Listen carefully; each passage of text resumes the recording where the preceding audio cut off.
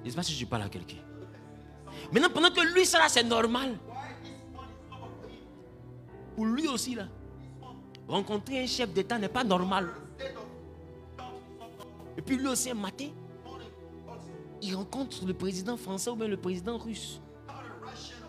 Quand il revient à la maison aussi, il s'est effrayé ses enfants. Nous l'on a vécu. Regarde ma photo ici. Ça c'est Joe Biden. Je n'ai pas dit Joe Biden, il dit Joe Biden. Et puis nous on parle, vous parlez. Est-ce que tu as envoyé Joe Biden à la maison? Et puis pour ça, on ne doit plus parler. Mais il veut vous expliquer que il a vécu ça même pour 2 minutes, c'est suffisant pour lui. Il est immortalisé, ça prend une photo parce qu'il sait qu'il ne va plus revenir là. Et photos là, des fois ils encadrent. Qui a vu ça? Ils encadrent, ils mettent dans la maison. Il est riche, mais photos ça il ne peut pas jeter. C'est la preuve qu'un jour il a franchi une borne. Sois fier de ce que Dieu te donne. Mais ne te définis pas par rapport à ce que Dieu te donne. Le jour où ce que Dieu te donne devient ton centre de définition, tu deviens mondé. Le jour où ce que Dieu te donne est juste un élément utile pour ta vie et pour ton équilibre, tu es un être humain qui adore Dieu. Alors quand ça arrive au moment de l'adorer, tu sais te mettre à genoux sans calculer le prix de ton pantalon. Mais il y en a, sa robe coûte trop cher. Je n'ai pas venu me coucher par terre ici. C'est que même ta robe coûte plus cher qu'une bonne adoration. On ne trouve même plus les chrétiens qui se couchent par terre. Tout le monde a un choco bien propre. D'autres même qui sont trop énervés. Dans la présence de Dieu.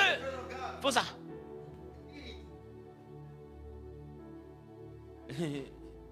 DG ecclésiastique. Tu lui poses question, elle est trop debout. En tant fond, elle a mis à sa crédit. Des gens qui sont en danger, qui se jouent les dangereux. Et toi, tu n'arrives pas à voir la suffisance avec laquelle tu es assis. Et puis, de toute façon, dans 5 minutes de réception, tu vas commencer à parler quand pleurer. Ma vie ne va pas bien. Ah, donc c'est ça que tu as fait là. Hein? C'est cette position de ça ne va pas. C'est mieux, ça va aller. Si ça, c'est position de ça ne va pas. Mais c'est mieux, ça ne va jamais aller. En fait, ça va, si ça ne va jamais dans ta vie, le monde se portera mieux. Parce que toi, ça ne va pas. Tu es dans la présence de Dieu. Tu croises tes pieds. Mais dans la présence des hommes. Mais imagine-toi si ça va.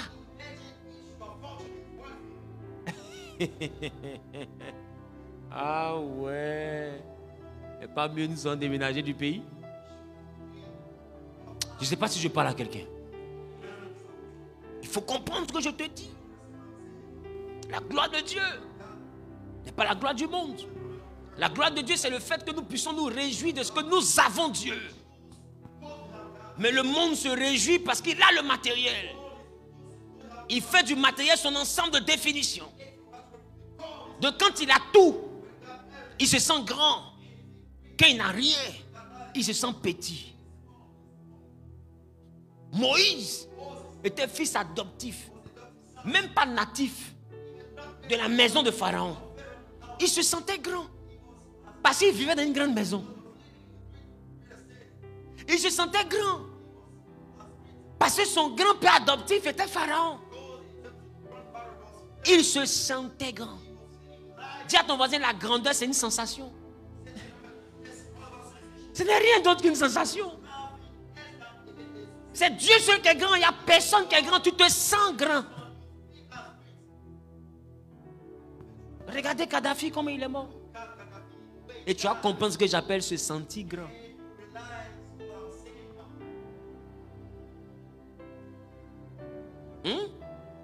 L'homme qui va dans le pays avec cortège de voitures, ça reste là-bas. Il n'y a aucune voiture qui retourne. Et à chaque fois qu'il voyage, c'est comme ça. Regarde comment il est mort dans la rue. Comme un voleur qu'on a attrapé à Sikoji. Et à partir de ça, comprendre ce qu'on appelle se sentir grand. Parce que personne n'est grand. Je ne sais pas si je parle à quelqu'un. C'est une sensation. Donc si toi tu commences à avoir des millions que tu te sens grand, t'inquiète pas, ça va passer. Si ça ne passe pas, c'est que tu es malade. Tu as la maladie de l'orgueil incurable. C'est normal que quand tu commences à toucher des sommes, des fois tu peux être un peu euphorique, mais après, il faut redescendre un peu. Et puis prends ta tête, remets-la sur tes épaules. C'est qu'une sensation. Ce n'est pas la grandeur. Quand on est grand, et puis on pique une crise, on se soulève soi-même. Qui a compris ce qu'il dit? Quand on est grand et puis on pique une crise, on se soulève soi-même. Le médecin qui te soigne n'est pas plus riche que toi. Le chauffeur qui te conduit n'est pas plus riche que toi. Le cordon bleu qui décide ce que tu manges, si c'est poison, c'est pas poison, il n'est pas plus riche que toi. Tu vois qu'en réalité, peu importe ce que tu appelles la grandeur, tu dépends de ce que tu n'appelles pas grand. Et c'est sur leur petitesse que se bâtit toi ta grandeur. Non, ne méprise jamais. Je ne sais pas si je parle à quelqu'un. Donc il est important de comprendre que ce n'est qu'une sensation. Ce n'est qu'une sensation. La gloire de Dieu, ce n'est pas le matériel. Voilà pourquoi Salomon a eu le matériel. C'est pourquoi toi qui dis vanité de vanité, j'aime pas. Tout est vanité. J'aime pas ça. J'aime pas quand les chrétiens prononcent ce verset. Mais ce verset est sorti de la bouche d'un homme qui n'est pas toi. Toi dans ta vie, la vanité n'est pas vanité. Et tout n'est pas vanité. Salomon, il a 1000 femmes, chaque femme a son château. Imagine les enfants. Il a l'argent qu'il a honte.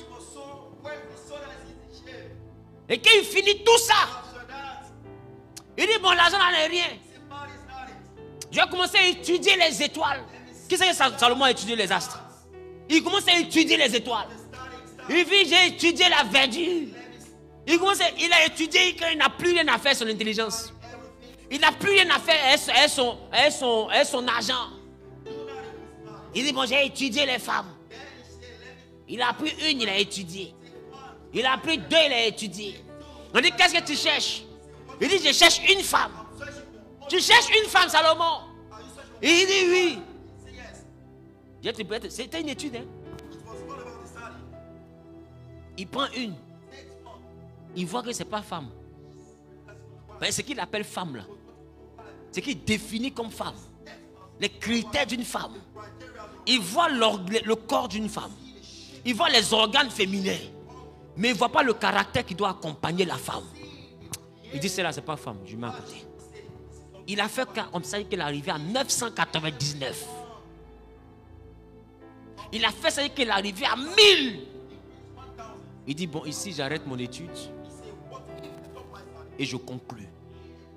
Et Salomon a conclu en disant j'ai cherché une femme, mais je n'ai pas trouvé une seule parmi 1000. C'est-à-dire que Salomon il ne s'est pas marié à 1000 personnes. Il n'a pas eu 1000 personnes dans sa vie parce qu'il voulait se promener. Il y a des choses qu'il cherchait. Il dit, je n'ai pas trouvé ça. J'ai pris 1000. C'est comme s'il a pris 1000 échantillons. Et il en a pris de chaque peuple. Vous n'avez pas remarqué? Il prend ici, il prend là-bas, il prend ici. Pour essayer de voir si c'est ici, seulement ils sont impolis. Il va là-bas.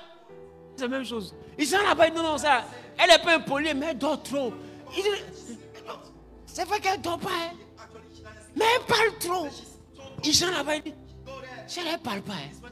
Mais elle est trop calme. Il cherche, il ne trouve pas. Il dit parmi 1000, une. Je n'ai pas trouvé. Donc même Salomon il était donc en train d'étudier les femmes. Il recherchait un prototype. C'est-à-dire qu'il a étudié les astres. Il a étudié les plantes. Il a étudié tout ce qu'on peut imaginer. Il allait encore étudier les femmes. Maintenant, qui va te donner sa femme pour que tu l'étudies? Donc, il est obligé d'en faire ses femmes, puis il étudie.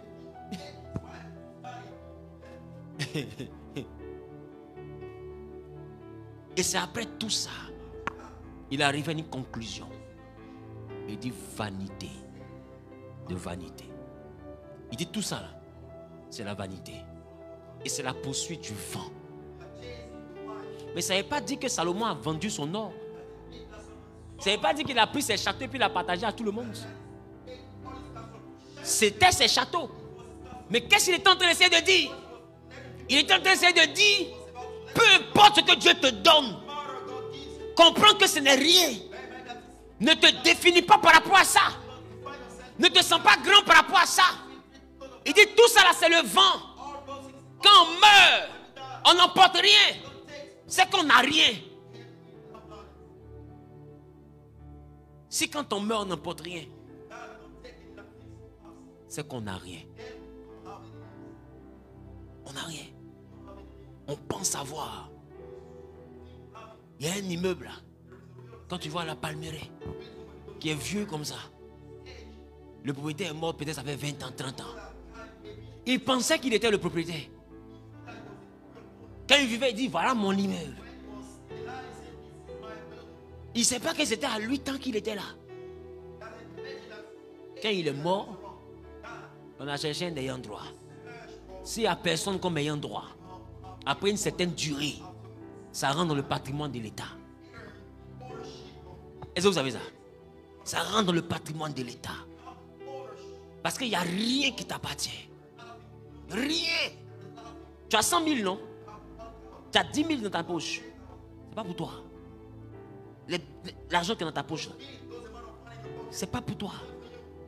Tu veux que je te demande ça? Mets-toi devant une caméra. Sors ton billet là. Et puis brûle.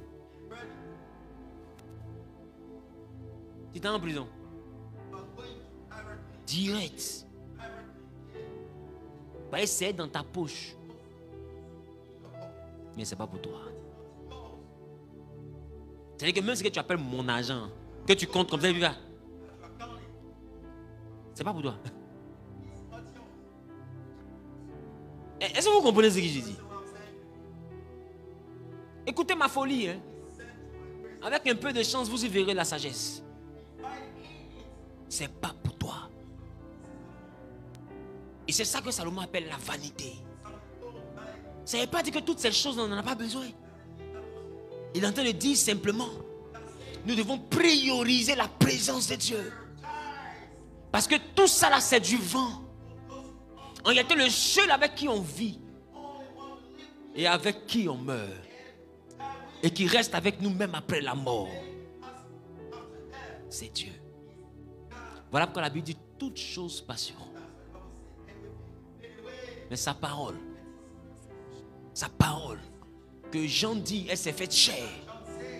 Il dit cette parole-là ne passera jamais. C'est-à-dire que tu auras tout ce que tu veux. Il ne faut pas que ça te rende orgueilleux. Parce que ça va passer. Tu vas avoir la promotion. Ça va passer. Même regarde le bac. Quand tu as eu le bac, tu as couru, tu as sauté que ton père a cogné caillou. Tellement tu étais content. 8 ans après, où est cette joie-là? Elle est passée. Tout est éphémère. Dieu me donne le mariage. Et qu'ils ont dit, veux dire à va pour épouse. Oui. Comme ça.